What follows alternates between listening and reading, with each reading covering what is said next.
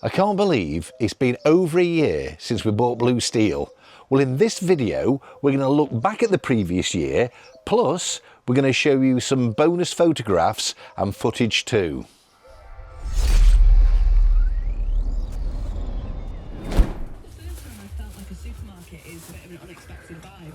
In lockdown, when it was the only place you could go, I used to love going to the big house. Say hello. The one near me that's got the in Manchester, the one near the Trafford Centre.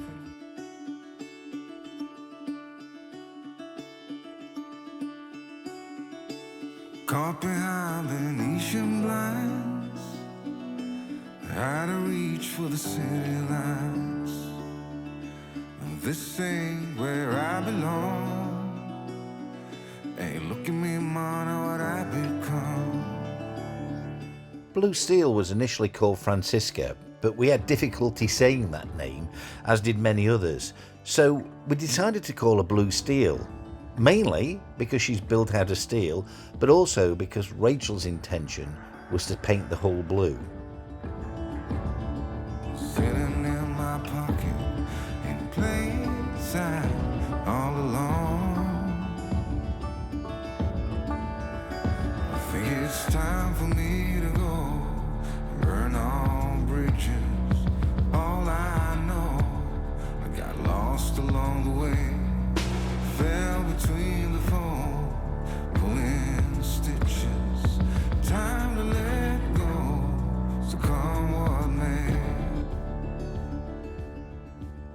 Due to the sad death of her owner, Blue Steel stood neglected on a mooring for nearly 2 years before the marina had to rescue her because she started to sink. She's now been stood on the hard standing for nearly 8 years, waiting for somebody to come along and restore her to her former beauty. Let's have a toast for those lost old eyes, and my crooked little heart that seems so rebellious is falling apart right now. I'm bleeding an easy kill, gonna leave it all behind. I think it's time for me to go, burn all bridges. All I know, I got lost along the way, fell between the fold, pulling stitches. Ready? Yeah.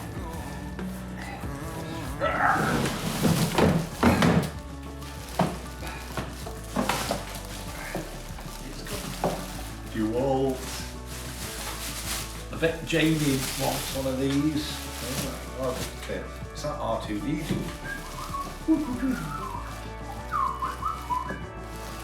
Now, just like the next man, I love a good birthday present, particularly if it's black and yellow. And this shop vac turned out to be very handy because we spent most of July cleaning up the boat.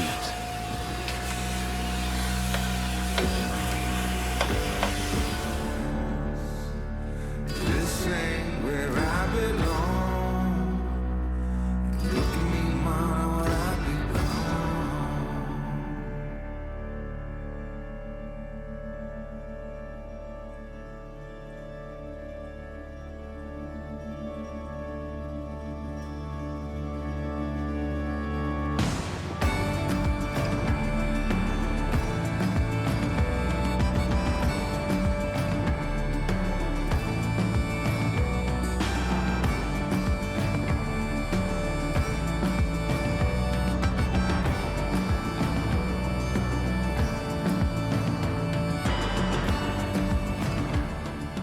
Rachel did an amazing job of cleaning up the boat.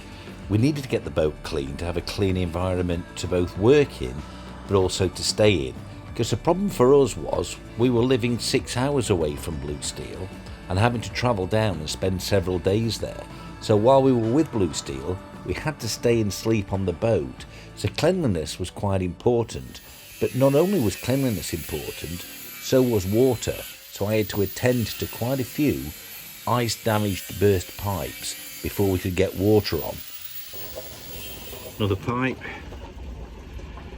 burst, broke in 2 places, burst there. That's what happens when you don't winterize.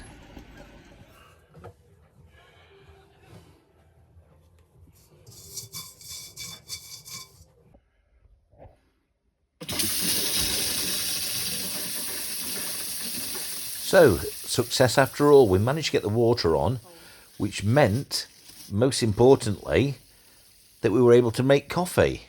Speaking of coffee, I think I'll go and get one. While I do me a solid. Hit that subscribe button down below. It really helps. Anyway, back into the video after the coffee.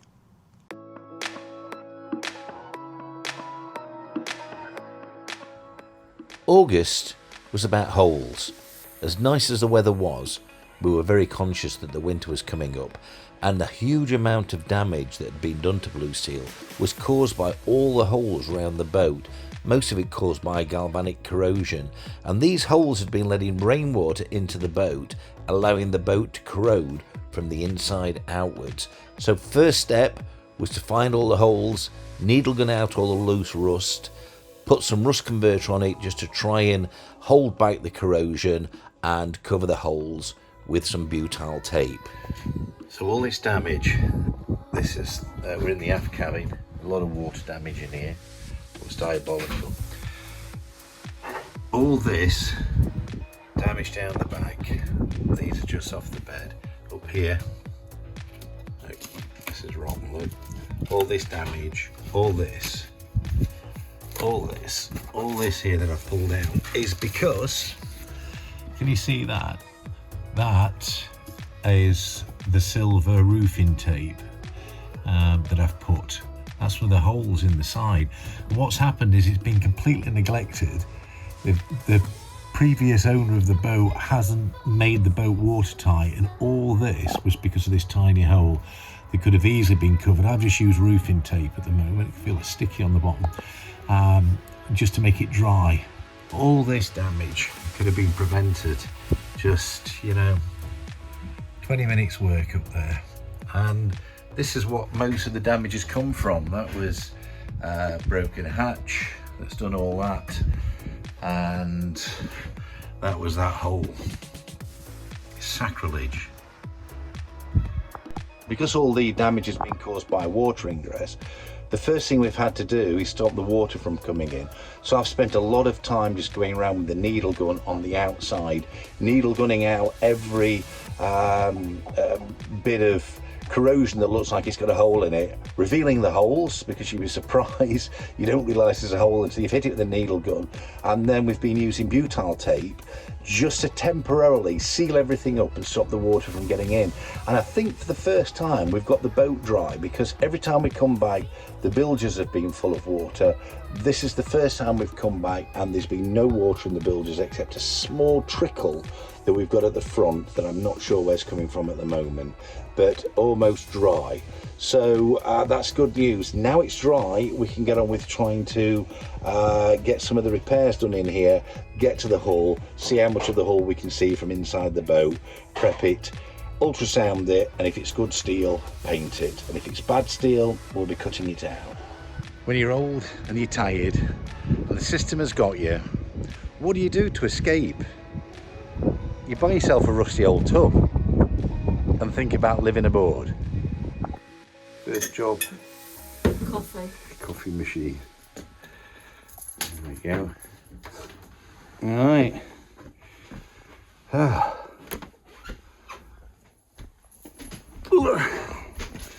Watch telly. So this is the home from home bed. So I'm keeping in here, and the wife keeps up on the double berth up there. We're in separates because the mattresses aren't comfortable enough for two people, especially with me being a big fat bloke. And it's been cleaned up in here.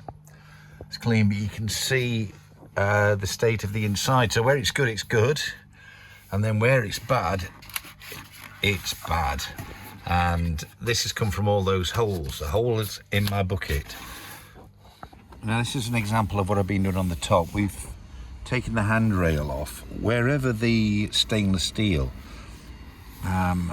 seems to be fastened to the mild steel, we've had corrosion. So I've put, that's Jotun 87 2-pack paint. I've just put that on top. I ground that down to bare steel and put it on top, and I was wondering whether just to fair that in.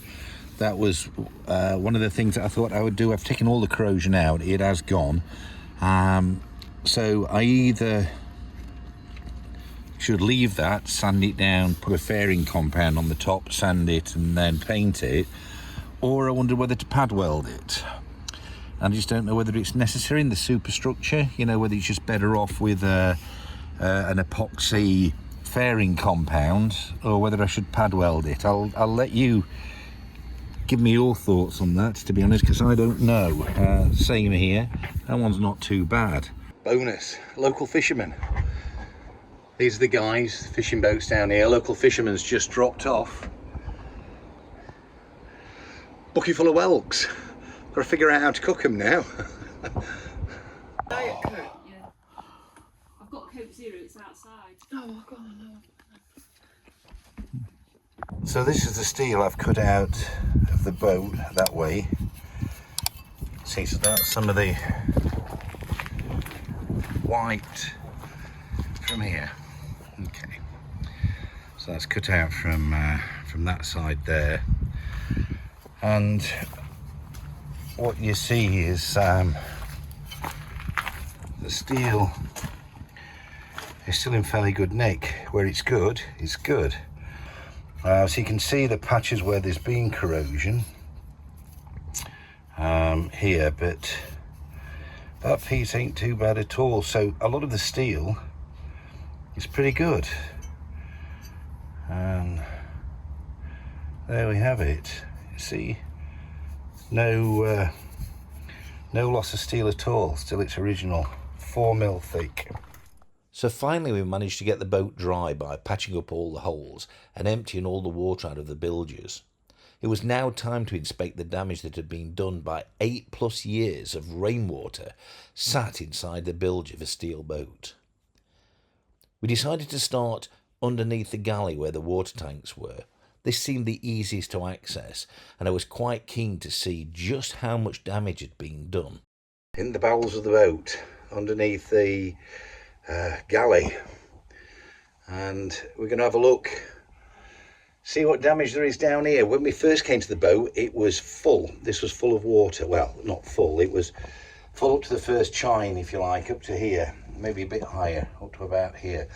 And we emptied it with a hand pump at the time. Now I've got the trusty old wet and dry, or shop vac you call it, I think, in the States. Anyway, a lot of shop vacuuming to do. But in order to remove the water tanks, we had to empty them. The freshwater tank was easy. You empty that by opening the taps. But there was another tank there that was full of water. We initially thought this was a grey water tank, but we soon found out it wasn't. This was a black water tank with debris and foul that had been sat in there for 8+ years. And at this stage, we didn't realise. So I've just got to try and get rid of the mess before Rachel sees. She'll go divvy. Right. Bit of mess to clean up, but we've managed to empty the bilge. Oh, sorry, the grey water tank. So that's empty now. All this mess you've made here, Keith. Look at that. I'm going to tell Rachel.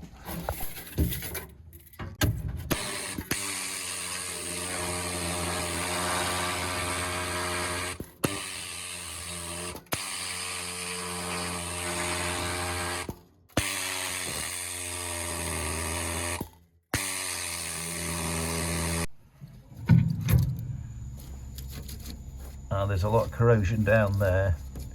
It's because under this water tank, though, this is the fresh water tank, and that's a problem because I can't move this. That tank is higher than my floor here, so I've no idea how I'm going to get under that.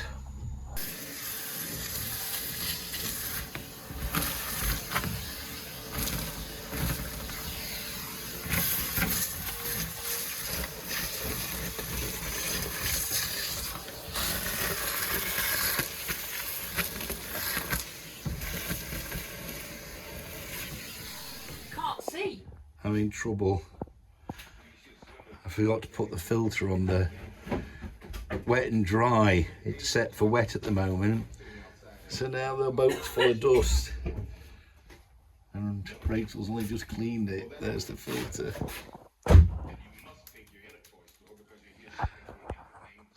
So, my naughty boy, I'm in a lot of trouble.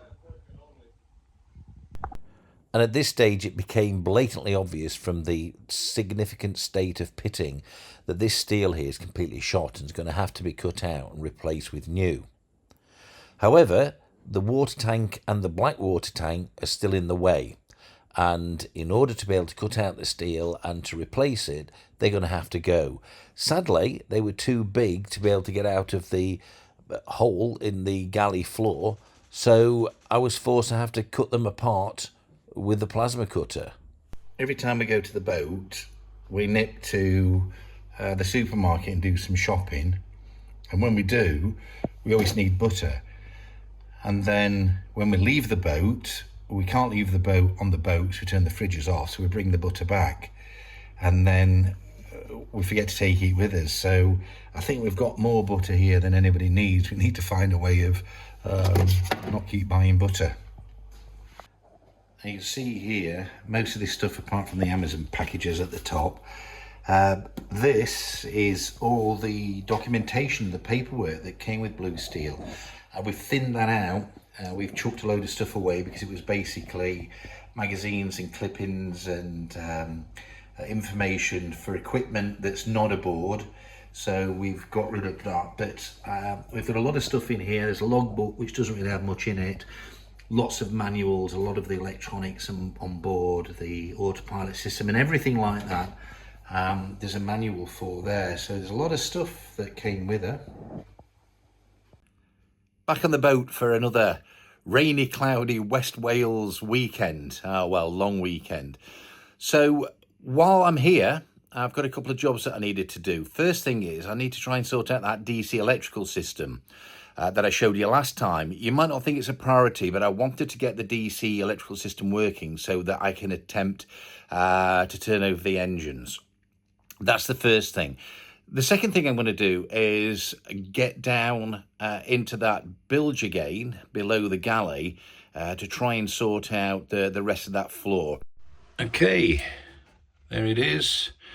Red to red, black to black. Plug it in the stanwell back. So the brake is in. Okay, ignition. I heard something clunk. And we've got power going to there. That's switched on. What have we got? Oh, let me stand up. So, electronic instruments. Brooks and Gatehouse. Electrical instruments. Sat nav. Radio cassette. RHF. Radio telephone. Autopilot. We've got power. And I heard something. Let's go and investigate. Okay, another day. Another day. Today I'm on my own though.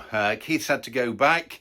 He's back home, and Rachel sadly couldn't make this trip because of a dog sitting issue, but she's going to be back soon, I promise. So I'm on my own. It's a bit of a nightmare when you're on your own, and today's job is getting down into that bilge under the galley floor again and sorting out those tanks. And as I mentioned in the beginning of this video, first I was trying to preserve the tanks, the stainless steel, trying to work around them. And of course, I had about 20 people reach out and say, hey, Sean, just get rid of the old stainless steel tanks, put some modern plastic ones in. So I thought that was a great idea. So today we're going to be trying to cut out the tanks, getting to the floor and having a good look at the damage in there. And then we'll plan from there just how much steel we have to cut out.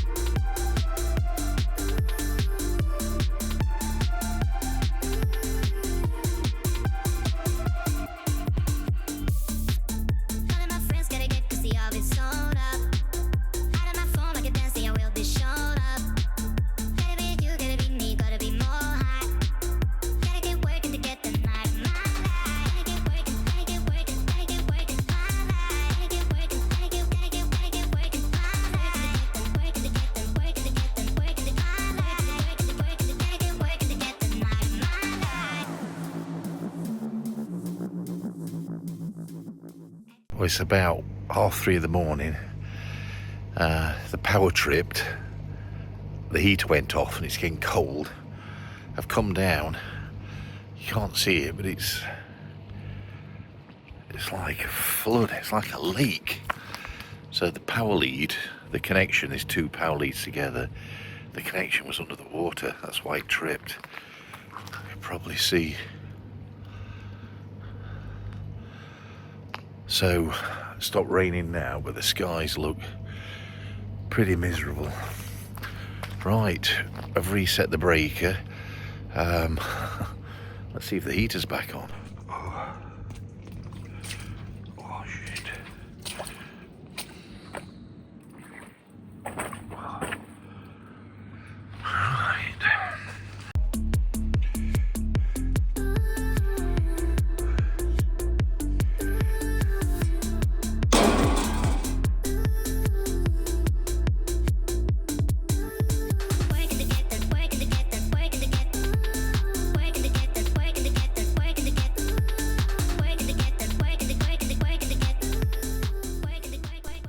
The next problem was access onto the boat.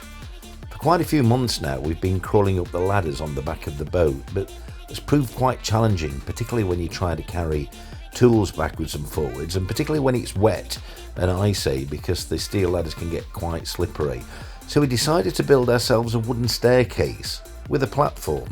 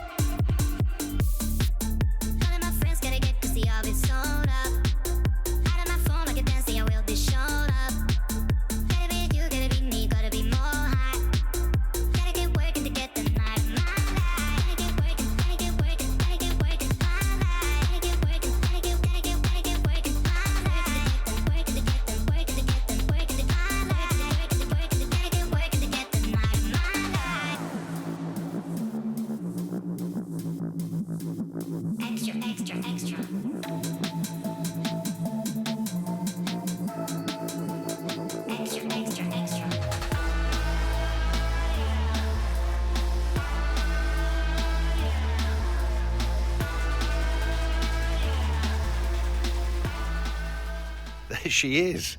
Look at that. Steps here. Okay, not a bad job at all. And there's the platform.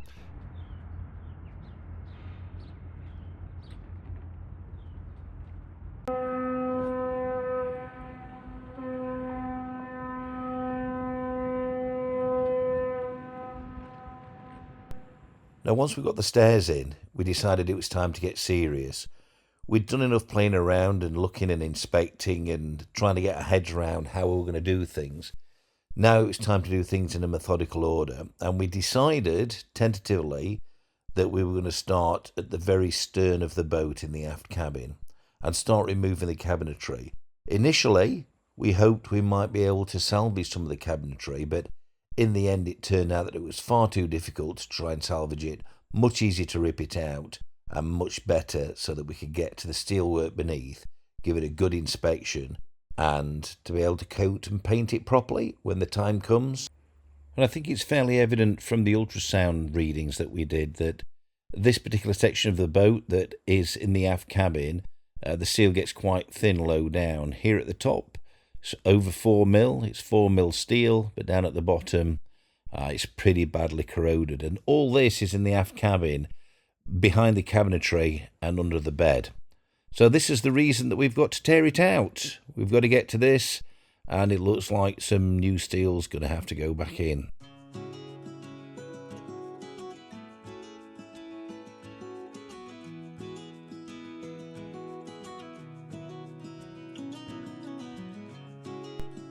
However, before we could progress, we had a major life-changing decision ahead of us. You see, Blue Steel's a 6-hour drive away from where we lived, and we found that it was quite inefficient for time to drive all the way down there to do work and drive all the way back. So we decided that the best thing to do would be to move out of our large house, which was also quite expensive and tied me to working, and to move into a smaller house that was cheaper so I could spend less time at work and closer to Blue Steel so I could spend more time working on it. This was a major decision, but much of December was spent planning this and getting ready for a pending move in the new year.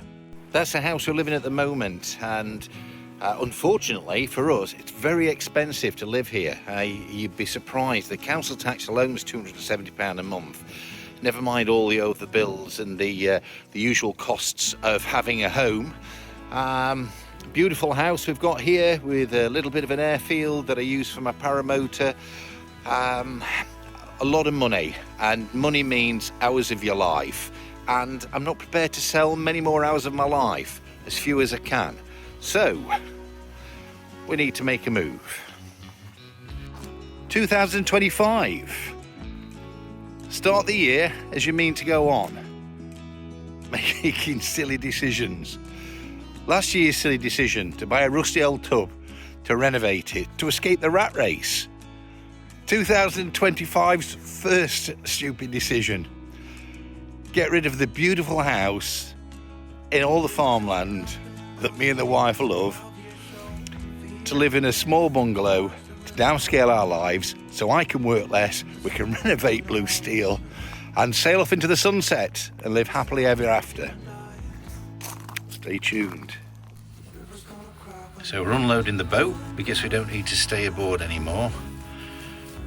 The food is coming off, we'll eat that tonight. TV is going to be coming off.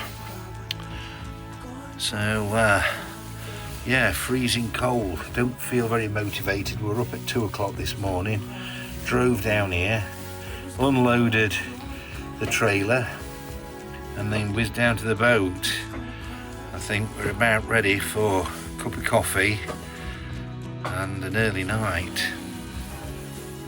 Oh, it's the microwave falling out. There's ice everywhere. Freezing.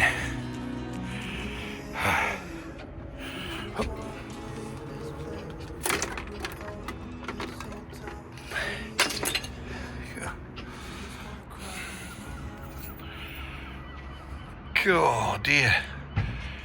British winter. When you're old and cold and there's work to be done, you sit in the van and you let the kids do it. That's what you do. So, trying to unpack our house into this little bungalow. God, it's hard work. Some boxes here. The house is already sitting a few inches lower in the ground. There's boxes everywhere. The issue is we just have too much stuff, and it's difficult to let go. Seems like forever we've been here. Let's lock the car up. And we're about to go aboard for the first time in a while we've been moving. Gatekeeper opening the gate. Why is there a pair of underpants under the boat? They just appeared. Welcome aboard, first time aboard for a while. Oh, it smells dank and damp. So we've just been having a look round. We've kind of been figuring out what we're doing, what's coming out. This is one of the cupboards that's in the forward V-berth. We're just using it as storage at the moment. That's an empty DeWalt box. Take the tools out, but pretty wet in here because the vent's up above. But what we've noticed, this is the back of a cupboard. In the back of the cupboard, there's a port and it's open. So once again, we were back aboard the boat after a bit of a layover for quite a stressful move. But here we are, removing the bed and slowly but surely getting rid of all the cabinetry to get to the steel hull beneath, to see what lies there. This was quite heart-wrenching because, as you can see, once we cleaned up a lot of this cabinetry, it looked absolutely beautiful. But it had to go because the hull was a priority and we needed to get a good look at it.